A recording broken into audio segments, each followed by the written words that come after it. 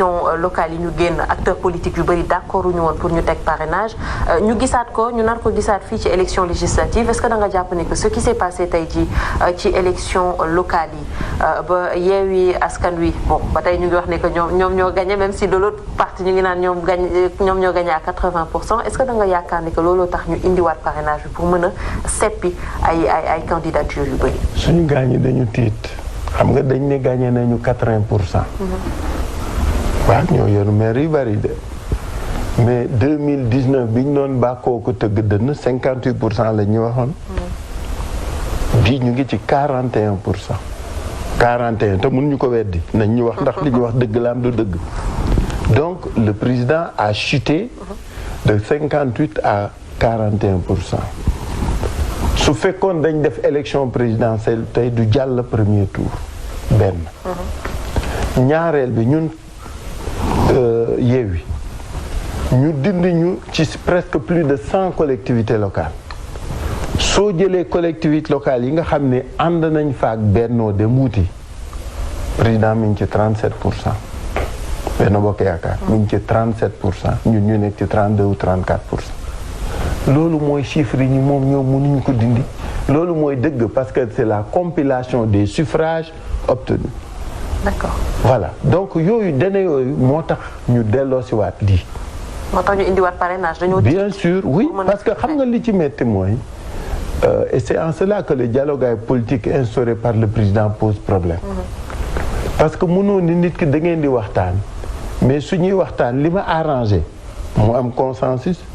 li ma waxtaanul li ma d'accordul du am consensus te yow président bi ñu yaakaaroon ne yaay arbitre toujours tu arbitres en faveur de ton camp. waaw mais loolu tam acteurs politiques yi ils sont en partie responsables parce que ñoom ñoo d'accord ne que point yi ñu d'accordul ñoo koy jébal président de la République pour mu décider. parce que président dafa ni woon bi mu recevoir bi démarrer dialogue bi. dafa ni woon moom léegi comme que gagné na deuxième mandat am weesu na njuuj njaaj du yéen ñëpp koy dégg nee na dootul njuuj njaaj est-ce que dama ko sos waaw nit ki nag sama ki ma yar muy président Daouda Sow dafa ne ma nit ki du ni mu waxee ni mu jëfe dong la dañu yaakaaroon ni on n'est pas dupe on n'est pas naïf mais la mu taxoon wax ci kanamu sénégalais yi wax ko dootul njuuj njaaj mais tey la wàlla gën a aay. D'accord. Voilà. Cour de justice de la CEDEAO dàq na ko parce que dañuy violer le principe du vote ak libre secret du vote voilà ak libre participation des partis au vote yéen naka ngeen ko nar a xeexee waa Yewwi Askan Wi wala bii tam du ngeen wax nu ngeen. du ñu wax dara dama la wax ni gis nga ñii daal kaay ma wax la gis nga. mais il faut ngeen di wax tamit nag. ñuy xam déedéet mais ki xam foo jëm doo egg. ñii ku ñu xam foo jëm doo egg ñii kay bàyyil ñu leen di bett rek.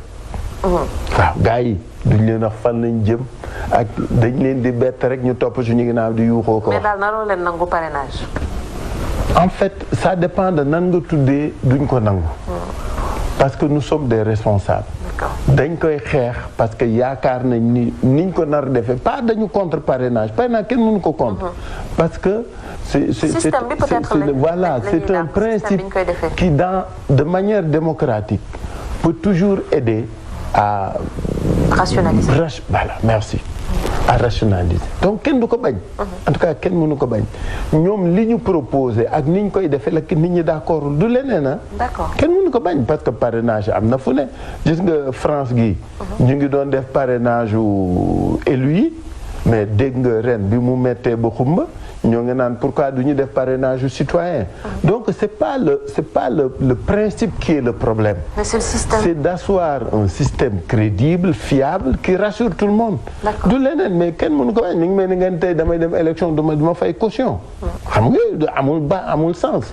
donc parrainage bi sur le principe il ne pose aucun problème. d'accord xam naa li ñu desee sax ci temps bëriwul donc te des na ay. non surtout que nag ma nax bon mais ñëwal rek. te des na ay kii non na ko mën a nag voilà te des na yu ñu war a waxtaanee peut-être l'avenir de Yewwi Askan Wi parce que tamit dañoo fort ci weewu béy fan dégg nañ ne que ñu ngi tenter peut-être pour jéem leen disperser je ne devrais pas dire ça mais je vais le dire quand même est-ce que vous avez été approché c'est une question est-ce que vous avez été approché tey jii pour nekk premier ministre Sénégal par le régime en place. mais ñëpp ngi ma koy wax dëgg yàlla bon day xëy na dañ ma ko déeyee ngelaw parce que loolu moom kenn waxuma ko dégguma ko kenn proposé wu ma ko mais dama bëgg wax nii. gis nga ñi bëgg a tas Yewwi. daañu sonn de. parce que gis nga dama wax ni li ñu ànd li ñu boole moo ëpp foofu li ñuy wuti. En plusieurs mois, en quelques mois, nous avons appris à nous connaître. tey ci suñu biir suñu doon reyanteet ñooy reyante parce que dañu yaakaar ni fi ñu jëm jar na ko mais ji nga suñu xasee ba fas dara. dañuy dem. donc day nekk coalition bu gën a forte. day gën a dëgër que Benno Bokk Yaakaar parce que gis nañ ne que quand même Benno Bokk Yaakaar mooy coalition bu gën a yàgg. ci ànd fii Sénégal de nee na bàyyi la. coalition bàyyi. mais gis nga Benno Bokk Yaakaar ci laa bokkoon. man socialiste la. ca laa bokkoon ca ña ko sos laa bokk. tur bi sax bokk fekke naa biñ koy arrêté. mais bañ ca duggee dama wax parti socialiste dara 2012. kenn d'accordul ak man leen gis nga fii fa muy mujj wax ngeen dëgg yàgg na de. mais ba ñu yàggee kan mooy rëy kan mooy am doole. APR ana ñi ci des. parce que c'est la loi naturelle. da ngeen bokk ak parti boo xam ne dafa tuuti woon amul jàppul dakkul ci dara. tu comprends. Ce parti est appelé à se développer, à s'agrandir, à s'élargir. C'est naturel. On ne peut pas le reprocher au président Macky Sall ni à son parti. ñi ko nangu koy ñoo am problème. parce que moom ànd bu njëkk bi day kontaan dana leen boole lu bari parce que bëgg na dalal xel mais ji nga au fur et à mesure ngeen di dem. danaan ñii suñu amee doole ma dee wala dañ may chantage donc day wut moom lu ko réyal tuuteel ñële. parti socialiste suñu parti. ñaata maire la amoon bi ñuy dugg 2012 ñaata maire la am bi ñuy dugg 2014 ren ñaata maire la am laaj leen ko ñoom AFP bi ñuy dugg ñaata maire la amoon 2014 ren ñaata maire la am laaj leen ko et noonu lay demee c'est la loi naturelle d'une coalition mal formée, mal forgée, avec des objectifs imprécis. Parce que li ci nekk mooy solo. président ak partem lu ko dooleel lay jot. ñi ci des comme que yoratuñu levier wu déjà dañ lay sédd rek. dañ lay sédd. coalition en temps normal. oui. da ngeen di ku nekk day wuti su ngeen wutee ba pare.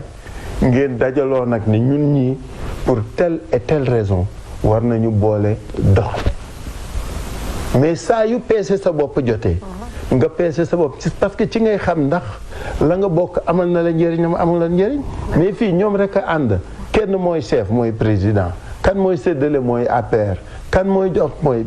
te au sein de Yewwi ça ne se passe pas comme ça bon peut-être yow approché wu ñu la pour le poste de premier ministre. non man approché wu premier mais dama lay tontu ni président fii mu toll.